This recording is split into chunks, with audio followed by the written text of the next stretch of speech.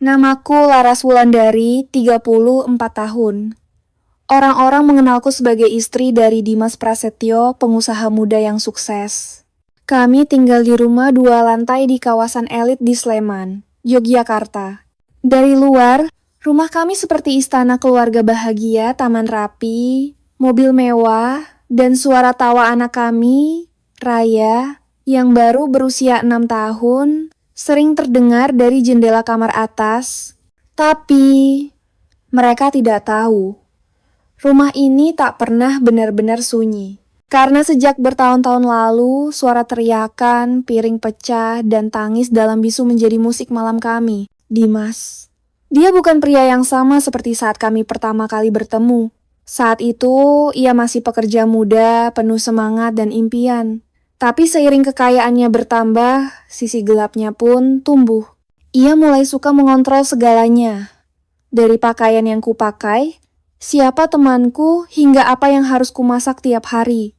Kesalahan kecil seperti lupa menjemur handuk bisa membuatku mendapat tamparan. Aku belajar untuk diam.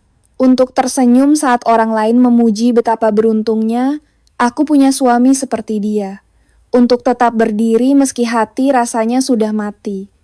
Aku bertahan demi Raya, putri kecil kami. Satu-satunya alasan aku masih bisa bernapas. Tapi aku tahu, anak-anak menyerap rasa sakit meski tak melihatnya secara langsung. Raya sering menggambar keluarga kami. Aku, dia, dan Dimas. Tapi wajah Dimas selalu tanpa mata. Hari itu adalah ulang tahun Raya. Aku menyiapkan semuanya dengan sederhana tapi penuh cinta. Balon warna pastel, kue buatan sendiri, dan hiasan selamat ulang tahun sayang di ruang tamu. Raya senang. Dia melompat-lompat memakai gaun merah muda pilihannya sendiri. Ayah pulang jam berapa bunda? Tanyanya sambil memegang kado buatannya. Lukisan tangan kecil berbentuk hati. Aku tersenyum. Nanti sore kita tunggu sama-sama ya. Tapi sore itu berubah menjadi malam. Dan Dimas tidak datang. Ia baru pulang jam 10 malam, dengan mata merah dan napas bau alkohol. Saat melihat dekorasi ulang tahun, ia mendengus. Ini norak banget. Kamu gak bisa bikin sesuatu yang lebih berkelas sedikit? Aku menahan diri. Tapi Raya berdiri di depannya dan berkata polos. Ayah, lihat dong gambar buat ayah. Dimas menepis tangan kecil itu. Besok aja, ayah capek. Raya terdiam, matanya berkaca-kaca. Dan di momen itu, aku merasa retakan kecil dalam hatiku berubah menjadi lubang yang dalam. Malam itu, aku duduk di dapur, menatap pisau yang biasa kupakai untuk memotong sayur. Suara Dimas masih terdengar di atas mengomel sendiri tentang dunia yang tak adil. Dan di tengah malam yang dingin itu, satu kalimat terlintas di pikiranku. Kalau dia mati, aku dan Raya akan hidup.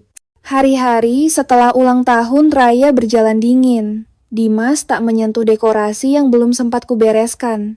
Ia semakin sering pulang larut malam, semakin kasar, semakin seenaknya.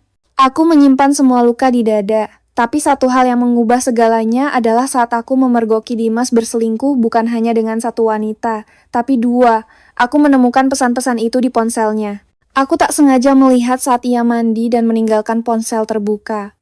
Pesan terakhir dari seorang wanita berbunyi, besok pagi kita ke Bandung ya sayang, aku gak sabar tidur di pelukan kamu tanpa istri bawelmu. Tanganku dingin, dunia seolah membeku, tapi bukan itu yang membuatku goyah. Yang menghancurkan aku adalah kenyataan bahwa ia mengalihkan semua tabungan keluarga ke rekening rahasia. Tabungan masa depan Raya, biaya sekolahnya nanti, segalanya. Malam itu aku menunggu Dimas pulang. Dia mabuk seperti biasa. Aku tahu semuanya mas, kataku sambil berdiri di ambang pintu kamar tidur. Perempuan itu dan uang kita. Dia menoleh lalu tertawa. Halah, baru tahu sekarang. Dari dulu juga kamu gak lebih dari pelayan rumah. Enak banget ya selama ini jadi istri pengusaha. Mau ngelawan sekarang? Aku masih berdiri. Ingin membalas, ingin meledak.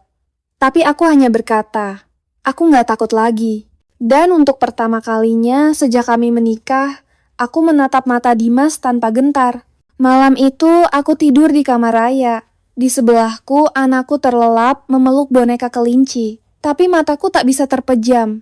Aku merasa waktu sedang menghitung mundur. Ada sesuatu di dalam diriku yang perlahan bangkit, sesuatu yang telah lama kutekan. Keesokan paginya, Dimas pergi tanpa pamit.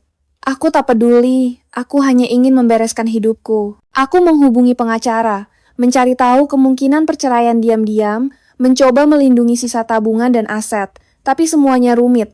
Kami menikah tanpa perjanjian, dan semua atas nama Dimas. Aku tak punya apa-apa. Tapi yang paling membuatku takut adalah Raya. Anak itu mulai sering menggambar hal-hal yang membuatku bergidik.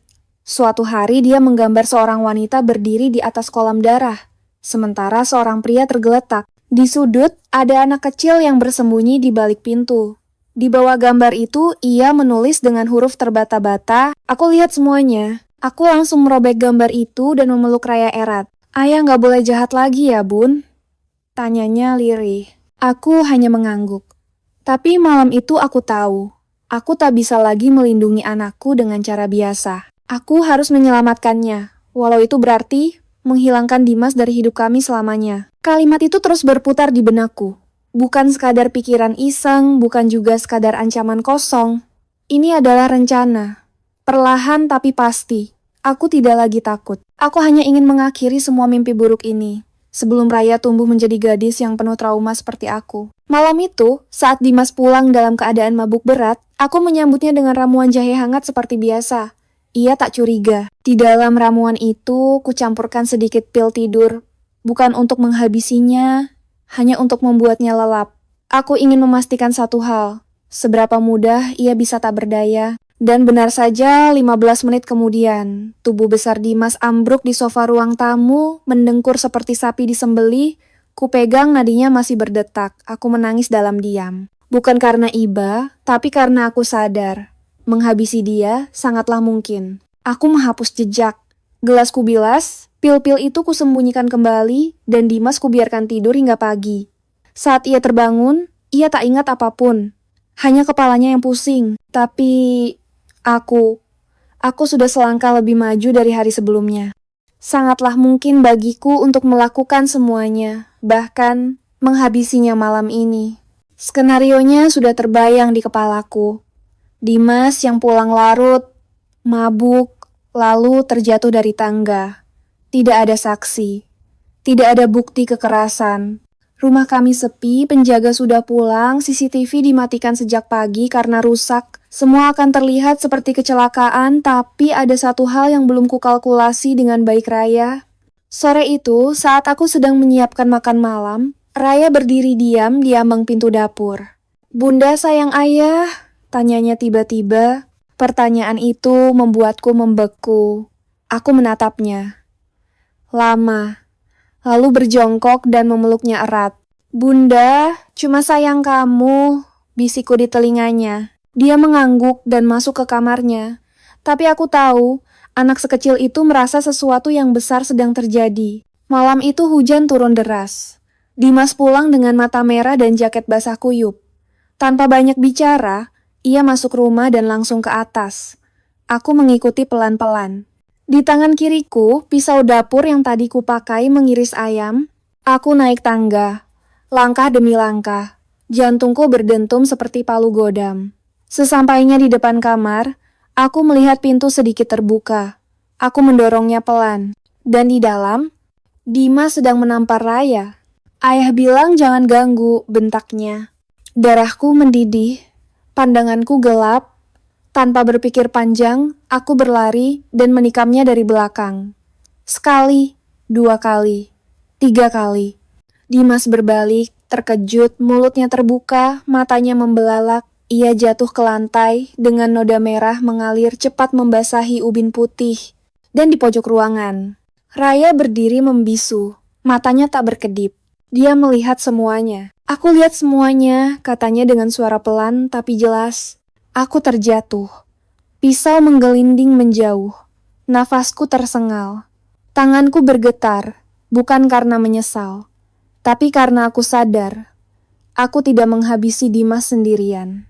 Aku menghabisinya di hadapan anakku.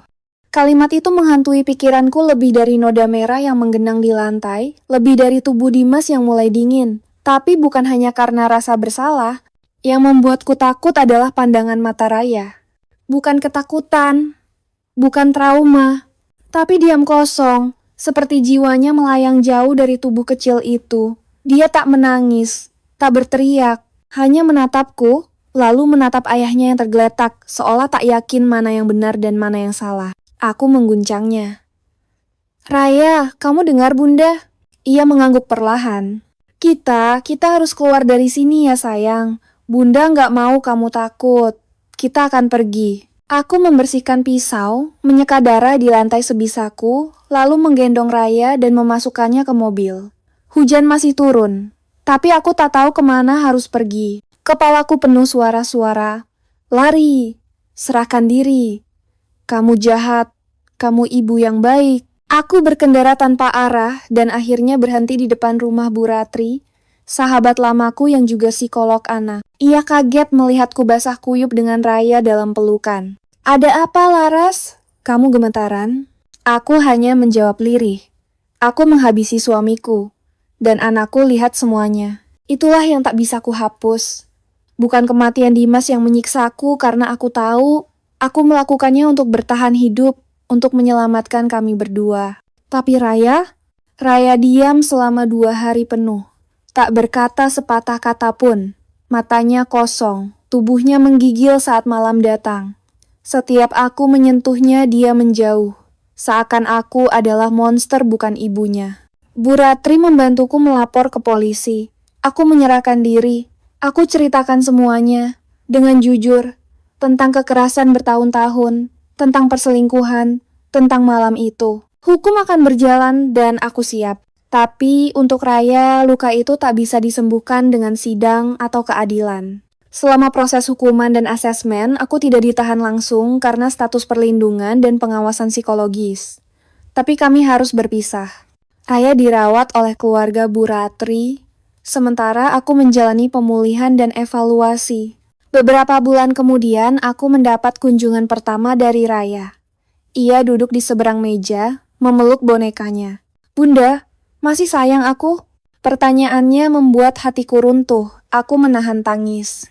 "Lebih dari apapun di dunia ini, nak." Dia menunduk, lalu berkata pelan, "Aku nggak suka ayah, tapi aku juga takut lihat bunda berubah." Aku paham. Ia kehilangan keduanya, ayah yang kasar, dan ibu yang berubah jadi sosok yang mengerikan dalam semalam. Tahun-tahun berlalu, aku menjalani hukuman rehabilitasi dan evaluasi kejiwaan, lalu diizinkan membesarkan Raya kembali dengan pengawasan ketat. Kami pindah ke kota kecil, hidup sederhana, mencoba membangun kembali rumah bukan dari tembok, tapi dari kepercayaan. Raya kini berusia 12 tahun. Ia belum lupa, tapi ia perlahan memaafkan. Dan aku masih belajar untuk menjadi ibu yang tidak lagi dibentuk oleh rasa takut, tapi oleh cinta dan keberanian untuk bertahan. Karena kadang dalam rumah yang terlihat utuh, satu-satunya jalan keluar adalah menghancurkannya.